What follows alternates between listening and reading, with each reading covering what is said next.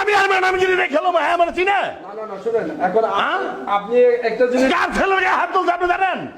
আপনি একটু বোঝার চেষ্টা না, কোনো কিছু বুঝবো না। এই ম্যাডাম না, আমি জনমের ম্যাডামগিরি দেখা দেবো। হ্যাঁ, তো কয়জনের শাসাবেন? প্রত্যেক ম্যাডাম, প্রত্যেক টিচারই তো মানে আপনার ছেলে যদি ঠিক মতো পড়াশোনা না করে, সবাই তো তার মধ্যে একটু ক্ষেত্র। কালকে আমার বাসায় একটু কারেন্টের সমস্যা হয়েছিল, আর রাতে কারেন্ট আসে নাই।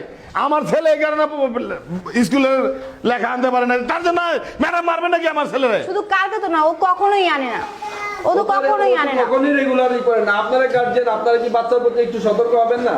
আমরা সতর্ক হই না? আমার ছেলে ঠিক মতো ঘরে বসে বসে পড়ে, আমরা দেখি, আমি দেখি না।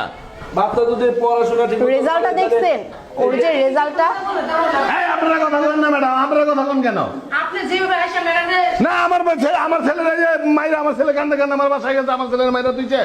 বুঝেন, একটা বুঝার চেষ্টা করেন। বর্তমানে আমার যত শিক্ষক আছে, শিক্ষিকা আছে, আরে বিয়ে আপনি আমার চিনেন, আপনি শিক্ষক কি সবাই আছে বিয়া? আরে ভাই, আপনি আমার ছেলের মারবো কিসব? এই ম্যাডাম না, আমি দেখলু ম্যাডাম, হ্যাঁ আপনারা বেশি কথা কন ম্যাডাম, আমরা সাজ মারা দিচ্ছেন এই ম্যাডাম কো। আজব তো। কি অবস্থা কি আপনি আমার চিনেন?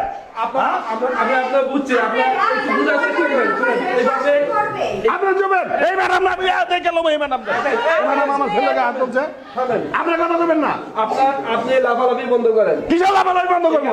এখানে পড়াইতে আছে, এখানে কিন্তু ওরা গুন্ডামি করতে আসে নাই। মাইরা কি বলাবান পড়ালেখা করে, মাইরা কি বলাবান পড়া